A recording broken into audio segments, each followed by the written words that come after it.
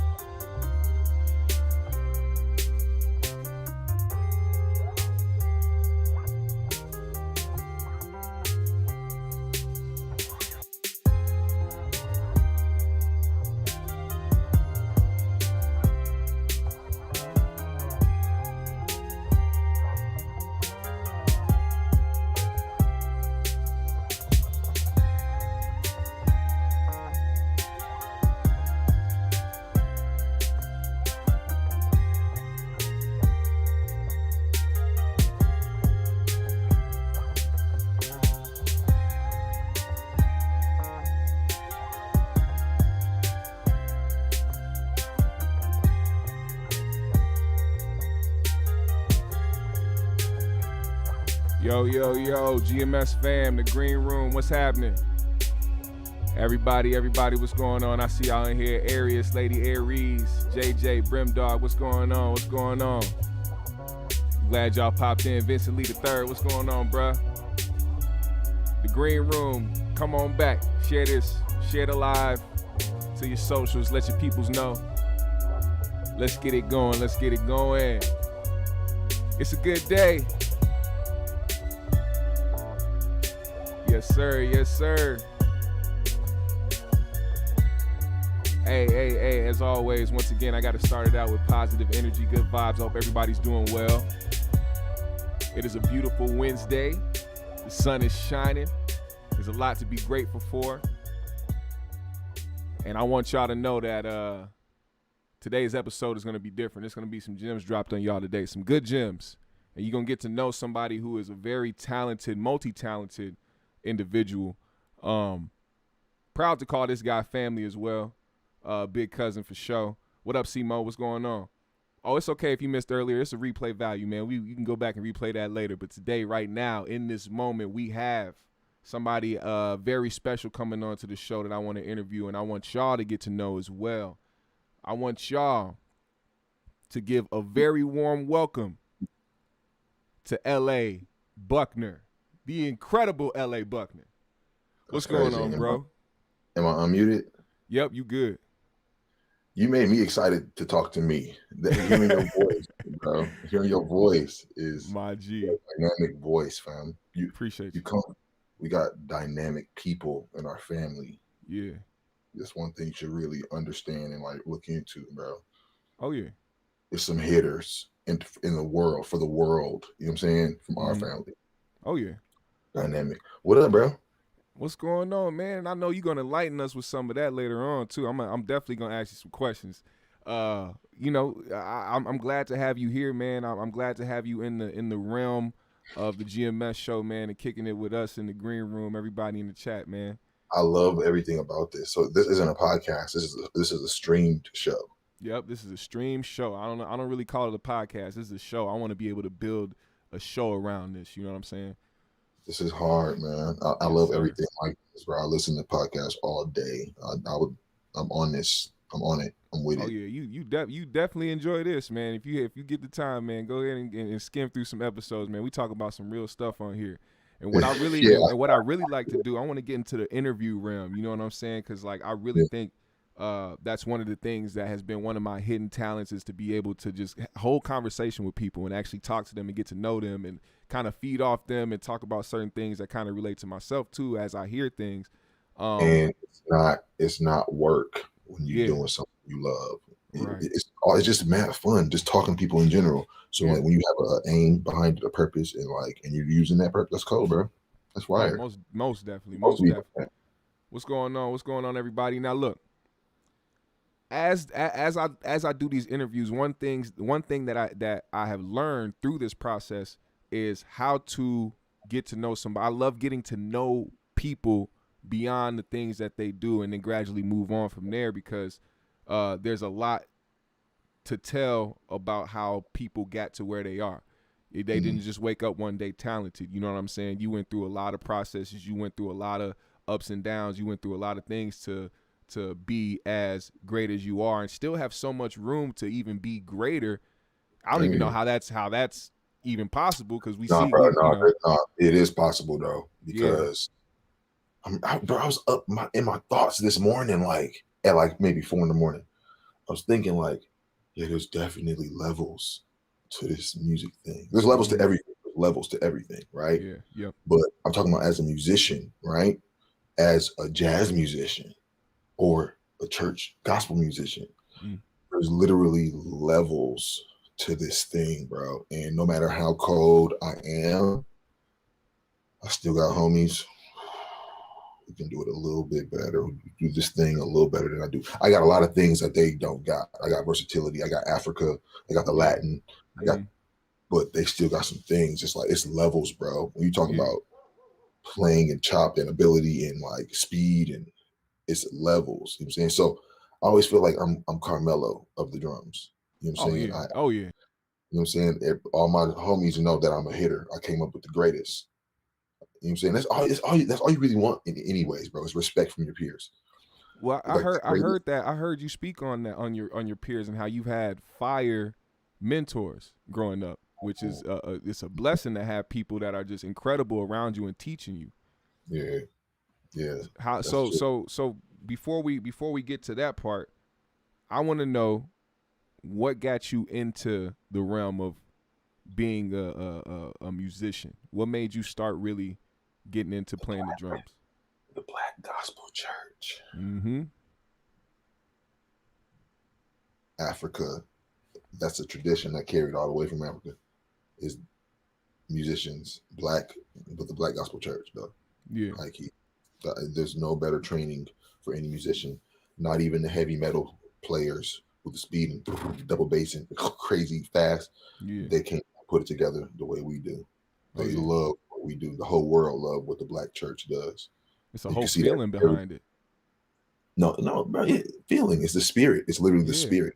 Yeah. It's the Holy Ghost, right? But people get spooked out when you say that. But that's what jazz gave to the world. All them jazz cats was churchy. I say this everywhere I go. All them jazz cats, Thelonious Monk was Kojic. He was playing in tent revivals when he was 16, 17. You know what I'm saying? John Coltrane, he was churchy. He was just Elvin Jones. It was churchy people. You know what I'm saying? But they played their funk, their creative jazz, the jazz music. They gave that soloing thing when you soloing and you're not really controlling what you do and you're just going for it, and you gave that to the world. That's being used by God. Fact. That's when you be one-on-one practice time, you and God. You know what I'm saying? That's why David in the Bible was so fire at what he was doing, because he was a great warrior, he was a great king, but he was a fire musician. Yeah. He played unto the Lord all day. He played a harp. He was a guitarist. You know what I'm saying? So like his craft, bro, working his craft, being thankful for the gift. I was thinking like, just to be able to even interpret rhythm is such a gift. That's such a gift. Drums and my what I do, because right now I ain't playing no drums right now in the crib because we just had a baby. We had a baby girl. Yeah. Congratulations, sir. She's 3 weeks old, right? So I got to hold off on the loud drumming, right? Right. But I only get to play on Sundays. So in the crib every day, I'm just my YouTube, my study. I'm slowing down everything. I'm digging deep, going through old footage. You know what I'm saying? Just like really studying, and I'm thinking like, dang, and being able to interpret the drums is such a gift, and I'm so grateful for my gift that God gave me. You know what I'm saying? Yeah. But it's not like I'm not a rare thing though. Like he's generous with it, and like through generations, bro. back in the slave days, okay, with our enslaved ancestors, Mm-hmm. 1739, they wrote in the slave code in South Carolina. They said, if you catch an African with a drum, you cutting their hands off or we killing them. Yep. There's a huge slave revolt the year before, and 100 slaves escaped, and they killed a whole bunch of people in a bunch of cities, which was dope. Thank you for the ancestors. But they communicated with each other through the drum. Yep. They communicated villages away. They knew something was happening. It was like, okay, we getting riled up. They wrote in the slave code. We must do all we can in our power to refrain Africans from using or owning a drum. So, which they use to send signals of their evil purposes, plans, and designs. Automatically looked at as evil. Demonized by white. Yep. That's the way that they can get, and they convince everybody else that black is whack. You know what I'm saying? That's historically, not just civil rights, not just the Harlem Renaissance, not just slavery, but historically. Do you feel like part of you feels like you owe it to your ancestors to even be? I have to. That's why I'm as emotive as I am on the drums. You know what I'm saying? That's why I'm, bro. You know what I'm saying? And like that's how I get as ugly as I get, because like I really be feeling it. You know what I'm saying? And God really blessed me with a gift. And the uglier you get, the better you sound. Hey, that is a fact. I'm talking about whether you playing the drums or whether you. Trust me, I know from my dad personally, his facial expressions when he be playing the bass. Your dad, he don't give himself enough props, bro. Man, because he be like, no, I'm just an old man. Like, no, you're old man, but you're tapped in. You don't listen to all the most fire stuff. I was struggling with some bass players recently. Every bass player, I go, come on, turn up, man, turn up, bro. At Granny's funeral, I sat next to your dad. He was like, I was like out of this world. Where are you? Oh my god! I was feeling locked in. But yeah, man. The uglier we get, it's like we got to get into it, man. That's a fact. Yo, I got a crazy story. Rest in peace, Granny. She just passed 4 months ago. But she told me a story. She said, yeah, we grew up with Elvis. I said, Elvis. She said, Elvis, Tutwiler, Mississippi, was right next to Tupelo, Mississippi. Yep. Granny and him was from Tutwiler. They had a church in Tutwiler. She said, all the time, when he was about 13, Elvis would come into the church. Elvis Presley, fam, would come. They was the same age. Would come into the church and just sit in the back. He said white folks could come to black churches, but black folks couldn't go to white churches. This is in Mississippi, right? That is another fact. And she said he was always cool, but she said he stayed from the time the music started to the time the music ended, and then he would dip. He dipped. From the time the music started to the time the music ended, he would dip.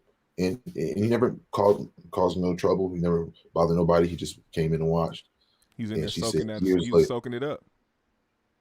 She said years later, when he got out the army, and she seen him on TV, and he was dancing and up there doing the same exact movements that he seen Papa doing, the same exact movements that he seen Uncle Walter doing, the same exact dancing in the Elvis. Yeah. Like, what? Like, that's so heavy to me, bro. So, and she said, if Elvis would have stayed for the word, Elvis would have been saved. Elvis would have stayed. He would have. But that's the thing too. That also speaks to the things that you were saying, like when people take and get inspired by what other people are doing and apply it to themselves, like not necessarily in his form, because in their form they were just they straight up were stealing from people. Yeah, bro. They were straight up stealing from them. Like, okay, I think about I'm gonna get into my rhetoric right here, but any white person that know how to dance real good and black, but also you practice that at home, like really, really hard and study. You watch somebody do that. Yeah, okay, cool. It's not. It's like it's so learned. It's so learned. It's not natural sauce. Yeah. You know what I'm saying? A lot of stuff, bro. I'm a hater. Because I know fire quality. but I Yeah. show mad love too. I show love in a heartbeat. You know what I'm Oh saying? yeah. I love everything too. But like I don't like these little white college bands, right? Who Mm-hmm. imitate D'Angelo, who imitate Erica Badu, imitate black music, Yeah. or imitate Jay Dilla, or imitate.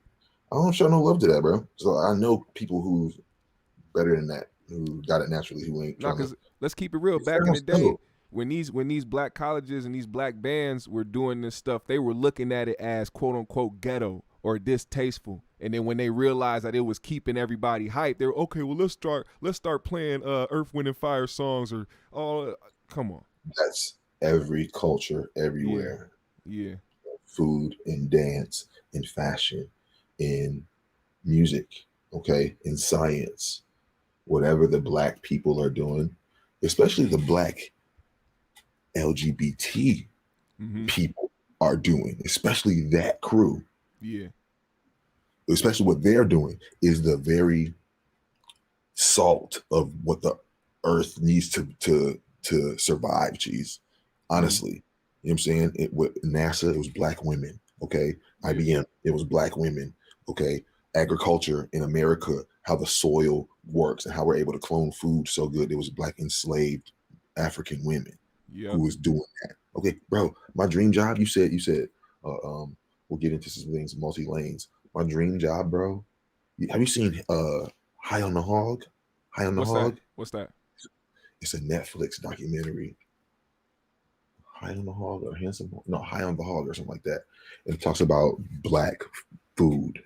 Mm-hmm. Okay, and this dude is traveling all over the world to like the most countryest, blackest places and getting like the most delicate, delicate cuisine of all Mm-hmm. time. You know what I'm saying? It Yeah. was all super black. That would be my dream job, bro. Because I get down in the kitchen heavy. You know what I'm saying? Bro, you But kill it on a food show. If you had your own food show, that'd be dope. Just you traveling around trying stuff because and talking to the musicians viewers, they love it. musicians travel, but like I'm not. Don't ever try to pull over at no McDonald's, bro. I'm never eating that, bro. Come on the road. No Yeah. Arby's. No, we finna Chipotle at least. You know what I'm Right. saying? Like, come on, man. We No, I gotta feel eat that. good. So with the upbringing, obviously I know how much the church influenced you. So when you started playing the drums, what age was that? I Do you was, remember? yeah. I was super attracted to drums when I was like 3 in Mm-hmm. church. It I just be always starts staring, young, super young. bro. I just be staring at them. Nobody even be playing. I just be looking at them like, man. He You know said, what I I'm want to saying? hit those. I got my first kit. My dad and granny bought me my first kit Okay. when I was 7. Right? My dad, he called me from upstairs. He was like, "Allah." I go downstairs. He was like, "Go downstairs and give me my something." Woo. I go down there, and I see there's a video of a kid like on Instagram now. He walk into a room, he sees some drums. He be like, "Ah!" He's screaming.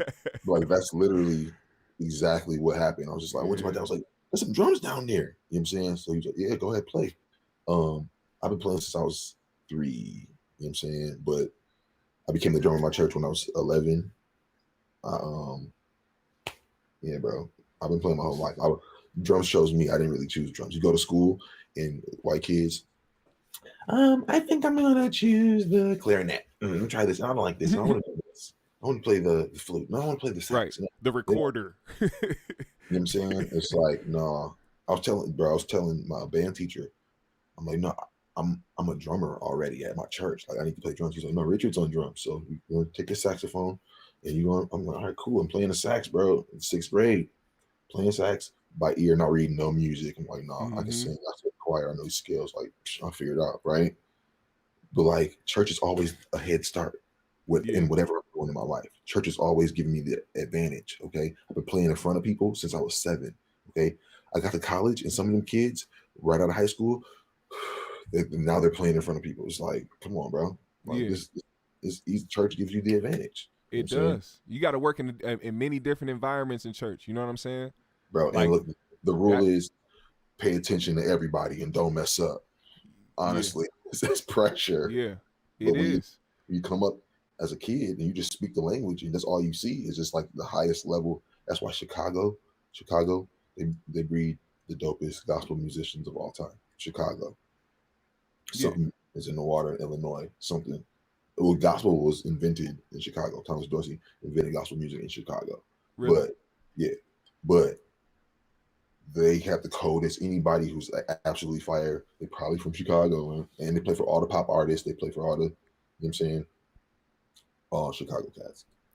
So now, when you get to a point where you're a kid, you're already fascinated in drums. You knew what you wanted to do before, or like you said, the drums chose you. So you already knew what you wanted to do. It already got you. It hooked you. Now, when you're at the Yes, point of trying to practice and better yourself, what age was it where you were like, all right, I know that I'm good and I can do something with this?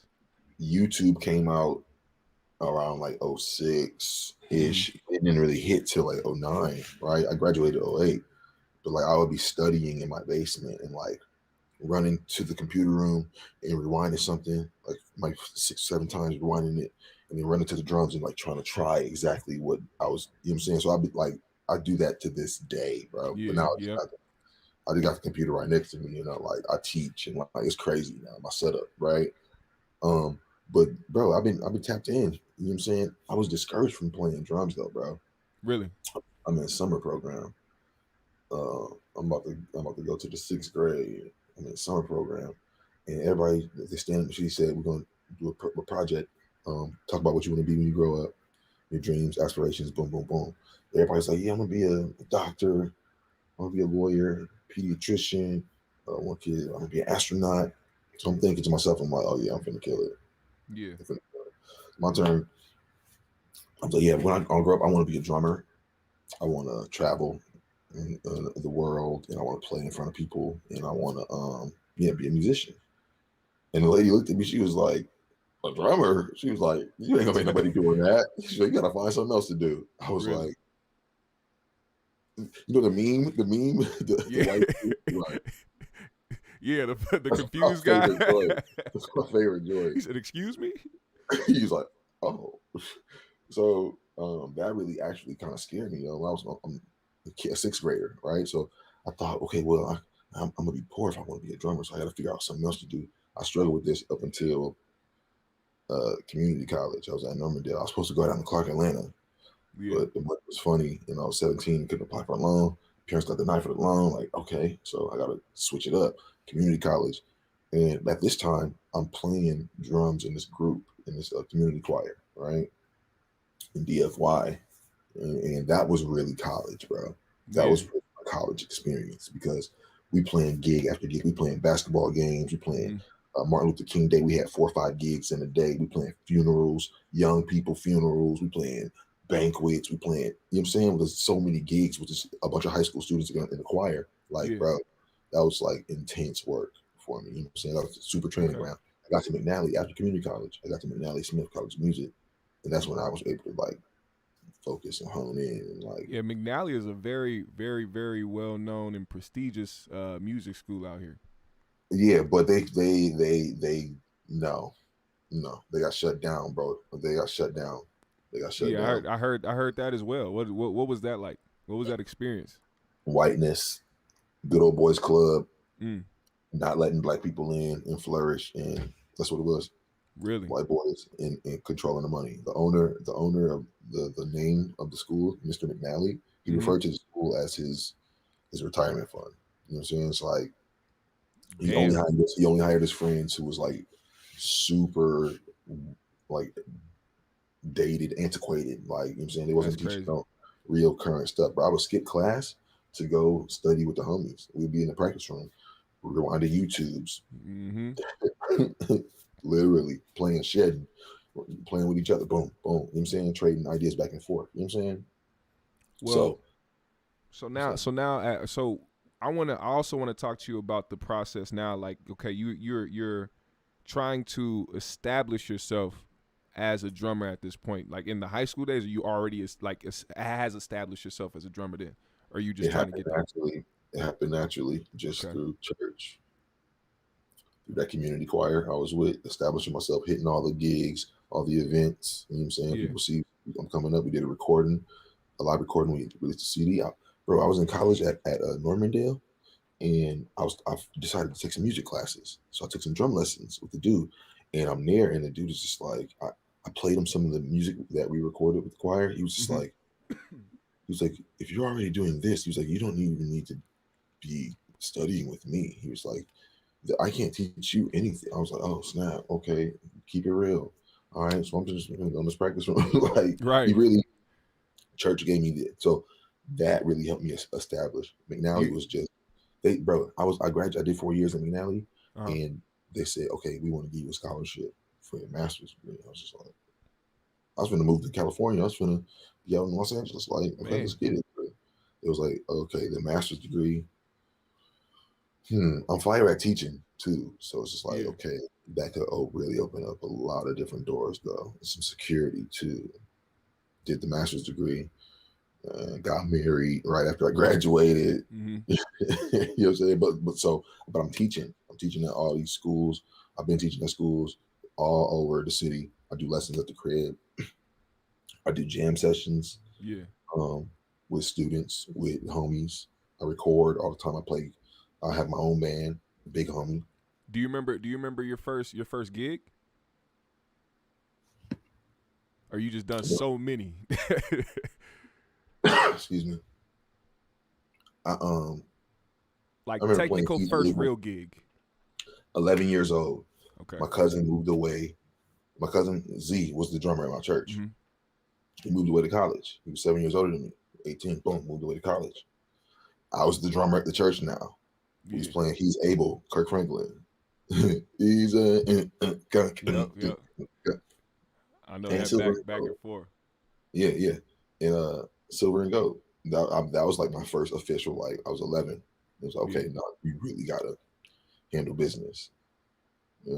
Okay. So now, like you mentioned, your band Big Homie, you decided to come out with an album titled Big Homie. Said me and my homeboy were coming out with an album. Yeah. And that did pretty well, man. You actually topped the iTunes Jazz charts with that one, man. Congratulations on that as well. Yeah. That's crazy. How was it like to make that album? It was so necessary to my survival, high key. I was playing other people's music. I was traveling with white bands, and being a man, a 6'6", being a good-looking black man in all these white spaces is real. It's not comfortable. I'm saying Minnesota is 55% over the age of 55 and white, right? Yep. Our population, 55% of our population is over the age of 55 and white. So it's just like, last month we went out to eat a couple times, and 2 of the 3 times we went, I was I just gotta know. It's just like, no, don't. He's like, yo, chill. Don't talk to me. Stop talking to us. Right. Leave my family alone. You know what I'm saying? Like, anything we do can be seen as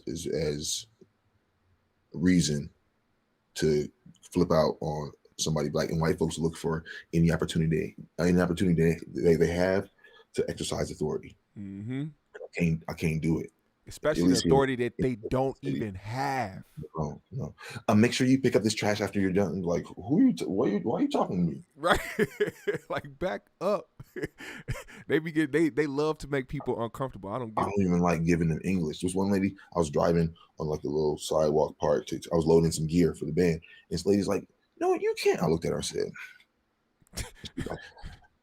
she didn't know what to do. Yeah. Do that. What's my man's name from Black Panther? When white dude was talking, he said, "Oh, M'Baku." Colonizer. That's what we got to start doing. That was the funniest part of the movie, bro.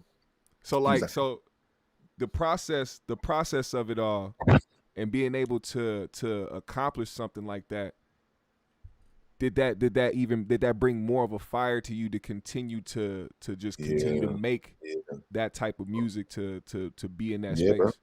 100%. And just like, it's all about collaboration with your people. You know what I'm saying? Homies is what made that whole album fire. You know, right? That was music that we've been playing and creating and writing and getting better at writing for years. You understand? We would link up Yeah. at 11 p.m.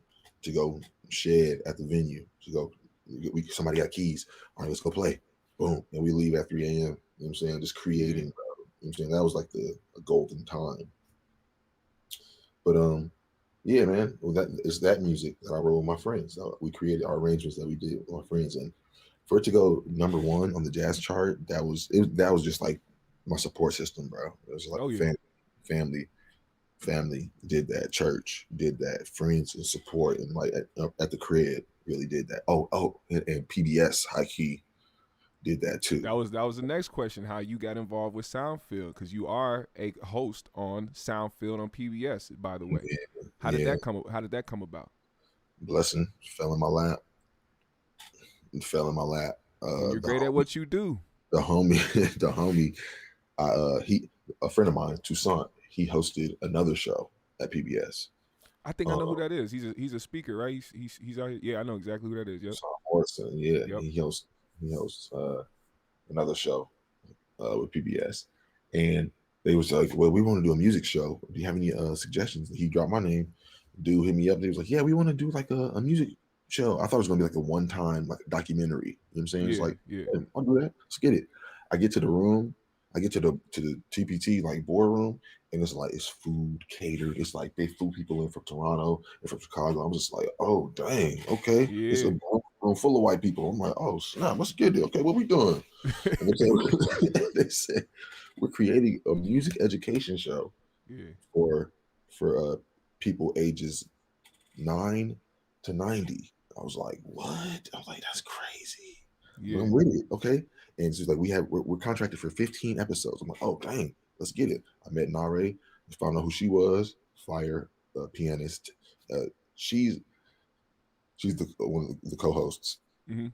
She'll play a sold out concert hall solo piano. She like that. You know what I'm saying? Like on that level. Just insane with it.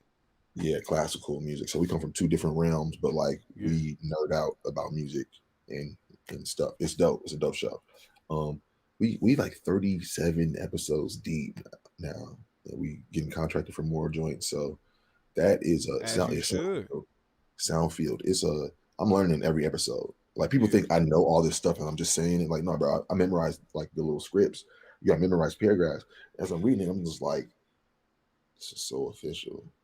Like PBS, like the information and like the editing that they do and the production that goes behind it into the script and like the skills. It's all fam. It looks fun. It looks fun to do. Yeah. And I'm glad that they put you in that position, because you were the right person to put in front of the camera to really be the one to carry, something like that, and just to be somebody as well as just a teacher. You're a teacher. You teach people things. You know what I'm saying? You give back in the right way as a grown black man out here who has a lot of choices. Look, people say those who can't do teach.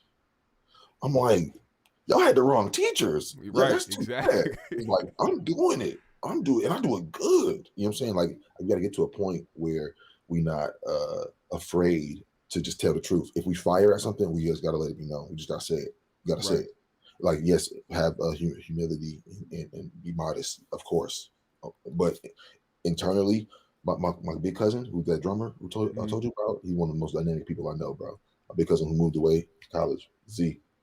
He told me when I was like 13, he said, when you walk into a room, you have to be thinking in your head. He said, I'm the best drummer in here. I'm the coldest. He said, you don't have to say it. He said, but you have to really actually believe it. And honestly, I've been telling my students lately, as a man thinketh, so is he. As a man thinketh. So that's in the word. You know what I'm saying? That's the word it even says. So like my student was asking me, he's like, am I cold though? Like, am I nice with it? I said, do you think you're nice with it? Are you? You tell me. You know what I'm saying? And I don't pull no punches when it comes to talking about who I am. Right. You know what I'm saying? To the students when it's appropriate. And the playing does all the talking I need to do. You know what I'm saying? The playing does it all. So it's like there's a balance, you know what I'm saying? Because the sauce is in black people. It's just it's everybody know the sauce is the It's air. really Like, in our DNA. come on, like It the real really is in our DNA. I artists. can't lie. You know what I'm saying? So like, why do we have to be in denial or have to keep it on the hush? Like, don't offend nobody. No, no, mm-mm, mm-mm. You see it. You see the drip, Yeah, and then leave that's it at facts. that. Leave it That's at that. facts, man. Talk it, man. Talk that real stuff for real, because that's really what it's about. We know it. We know it. And we have it in our DNA. Like I always say, like, we shift the culture. The culture does not move without us. If we stop today, everybody else would go crazy on what to do next, because they wouldn't know how to continue to make this go forward. And I'm talking about not just here in America, but everywhere. Global. Hey, world history. All I got to do with black folks. Yep. World history. The origin, it starts right here. All of it got something to do with black folks. The Boston Tea Party, slaves was involved in that. Mm-hmm. A battle at Wounded Knee, slaves was involved in that. And black people, black women, really the real salt of the earth. Black women. Don't get me on my pedestal. On my. Oh man, they need all the praise in the world. Bro, all the praise in the world. All the reading that I'm doing, all the research that I be, just the history narratives, slave narratives, and just like, you know what I'm saying, just like the whole world revolves around a black woman. But society, the strength of a black woman is unmatched. But the thing is, I hate the fact that we have to. They've had to be strong. Yeah, they've had to be strong because of what was taken from mm-hmm. them. You know what I'm saying? No other woman you say, oh, that's a strong black woman. No, it's always strong black women, because black women is a trope, low key, that they've always had to be strong.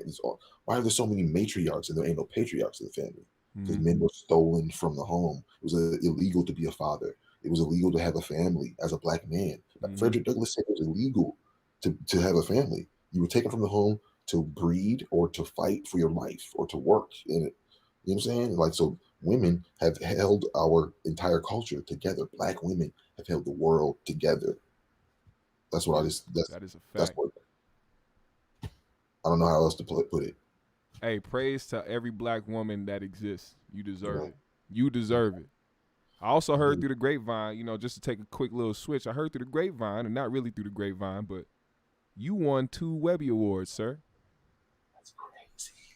That's crazy. Now, how was that experience?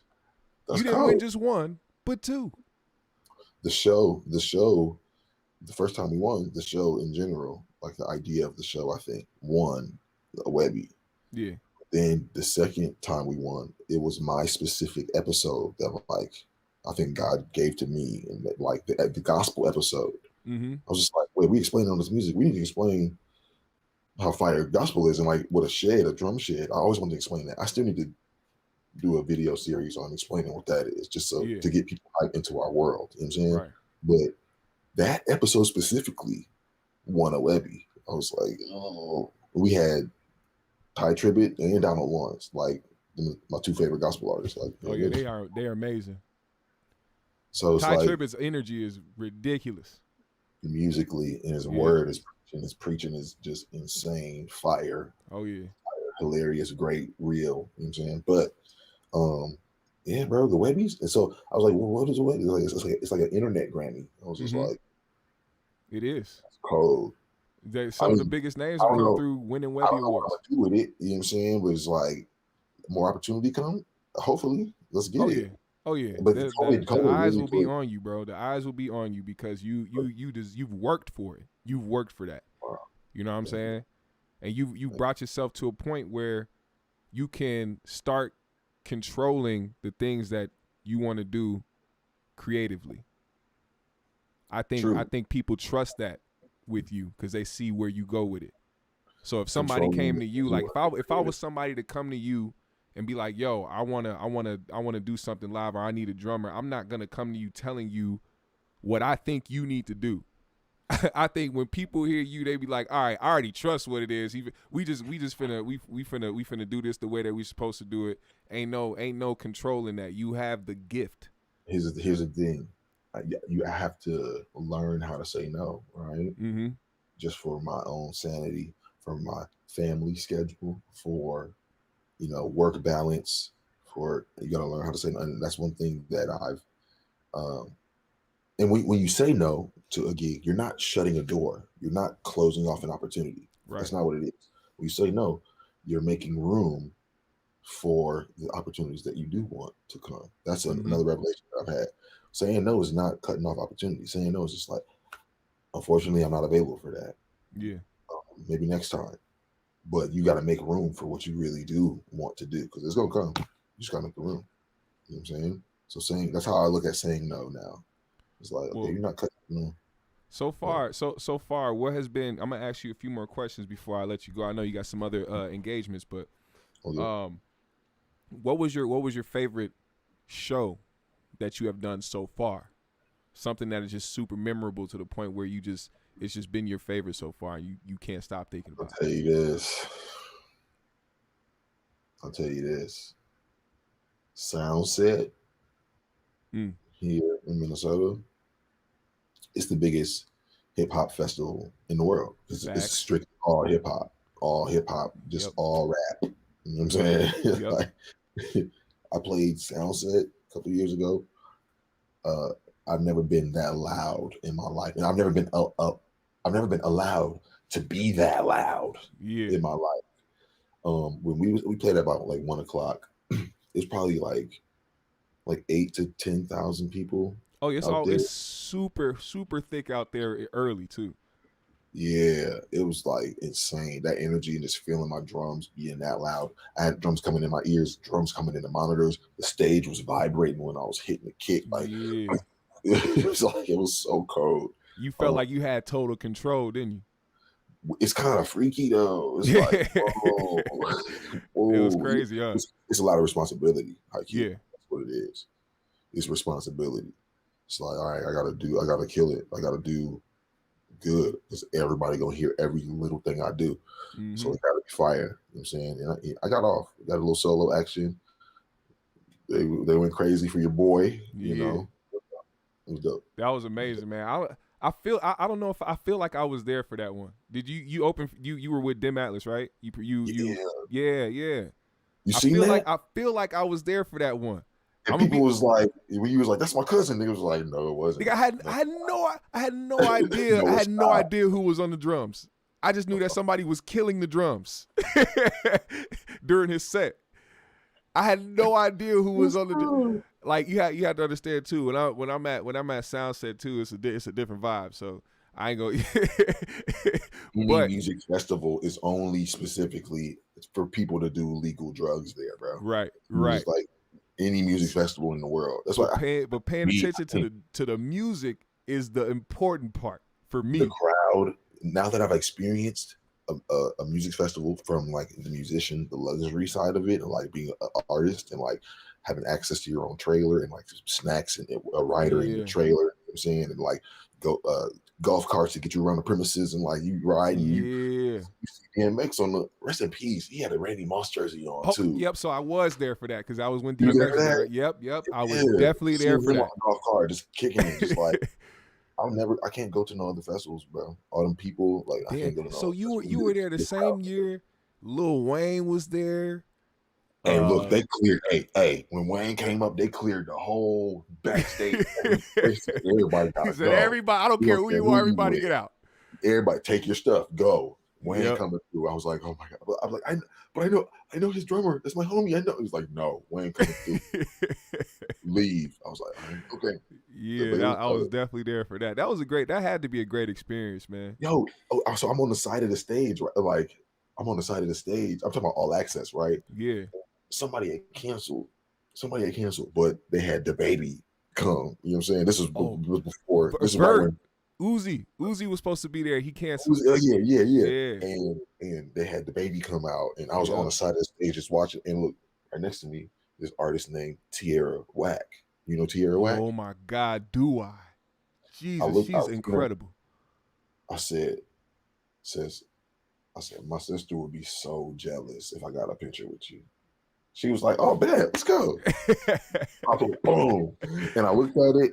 I looked up and she was gone, bro. She disappeared. She like was the not wind. there anymore. She was not there. I was just like, And the baby was like, back in the man, let's go.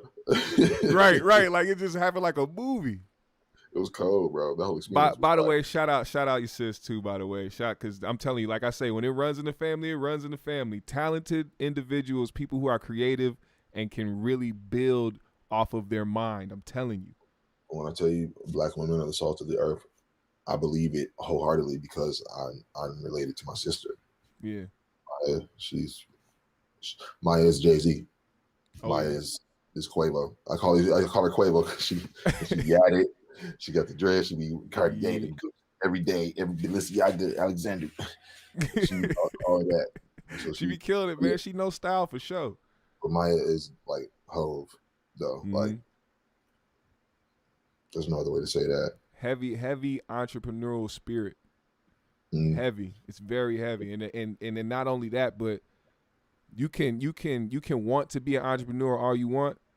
If you're not manifesting the things that you want out of life, you just gonna be somebody just thinking about it and dreaming. If you're not manifesting and putting the work forward and actually really making it about who you are, it's not gonna work. Taking to church one time, Bishop J. Drew Sheard and Karen Clark Sheard, they said you gotta see it before you see it, or you never will see it. Bar. Manifestation. Mm-hmm. You gotta see it before you see it, or you never will see it. Yeah. That was the hardest bar. You gotta see it, bro. You gotta work for it. You gotta go. Oh, when you're producing an album, my big homie, Brian Kendrick, BK. Yep. He told me, he said, when you're producing, he said you can't lose sight of the big picture. You're gonna have things come together, things gonna look different than you. It don't sound all the way full yet. He said, but don't lose sight of that big picture and be open to welcome things in because it can help you get to that big picture. Yep. He said, don't lose sight of the big picture. And honestly, bro, like that's like my music. And like if I hear something, I want to hear something on there, I'm finding a way to get it on there. Find somebody to play it, or yeah. you know what I'm saying? And listening to my music in the car before it was coming out, after every song, I just have to catch my breath. It's just like this is mine. This is my stuff. Like this is crazy because the big picture, it came together bigger than I could ever even imagine, bro. Yeah. You know what I'm saying? What you can actually come up with is bigger than, you know what I'm saying? That's how God works, though. Oh yeah. His plans and purposes way bigger than ours could ever even imagine, right? So yeah, man. Hey yo, I got a split ski, cuz. Yeah. So I want y'all to say thank you to my big cuz LA Buckner. He gotta go do his thing. But look, man, I thank you so much for coming through and spending this time with us and letting people get to know you and let them hear some of the gems that you dropped. I appreciate you so much, bro. Thank you for just letting me rabbit hole and all of that, bro. Hey man, always. I was waiting on that. Man. Somebody was like, I can tell they cousins. But hey man, thank you so much, man. I'm gonna let you get up out of here, but I appreciate you, man. We're gonna stay in contact. I'm gonna hit you up, man. Stay blessed. I can't wait to see what you do with it. It's gonna be dope. Most definitely, bro. I appreciate you, man. Thank you, cuz. Love you, man. Much love. Yes, sir. Late you, man. Hey, y'all, say thank you, man. Send your thank yous. Send your thank yous and appreciation to LA, man. Very, very dope individual and somebody, like I said, that's really giving back in his way. Teaching. Not only being a musician, but also teaching the youth as well about what it is that it means to be a musician and teaching them how to really love their craft and enjoy it. You know what I'm saying? To anybody out there who had a teacher who they remember to this day, you know why you remember that teacher and how they impacted you. And I think he's one of those people that will continue to impact these kids in the right way, or anybody that he teaches, whether they're a kid or a grown individual trying to learn something. I feel like he plays his part in doing that on top of being somebody who's great at his craft. So tap in with LA, man. Go follow him on his socials. Go subscribe to his channel. He has a lot of videos up of him doing the thing that he loves to do. And all the videos are fire. Very, very, very talented person, man. So once again, GMS family, I thank y'all for pulling up and showing up in the comments and in the chat. The Green Room. So much love, man. So much love. Put a GMS in the comments right now. I'm a get us up out of here, man, and so y'all can enjoy y'all Wednesday afternoon. enjoy the sun if the sun is shining, or just enjoy something. Do something good, man. It's a good, positive day, man. So I hope y'all have a good rest of the day. Put the GMS in the comments right now. I'm going to shout everybody out. Shout out to you, LA, man. Thank you for pulling up, bruh. That was a dope interview. That was dope. That was very dope. Yeah.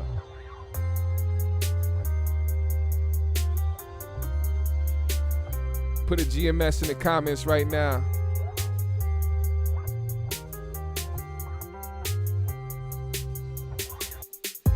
Hey.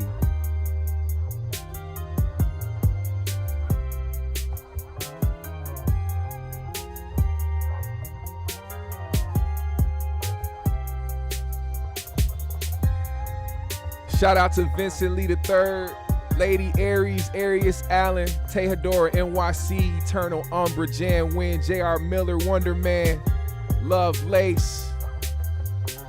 The Green Room is in the building.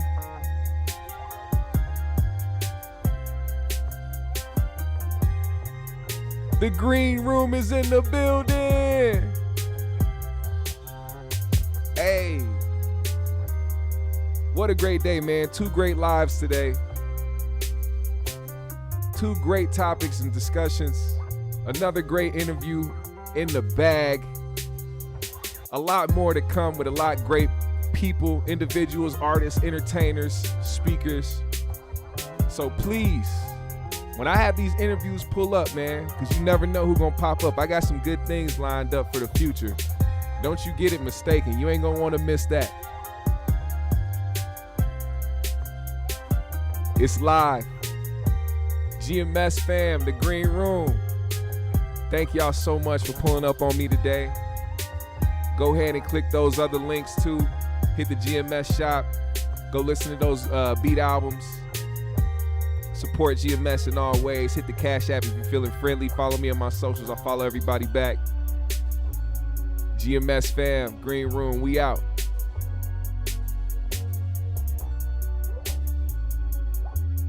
Shout out my big bro, Rob Pitt 28 in the chat. Yeah.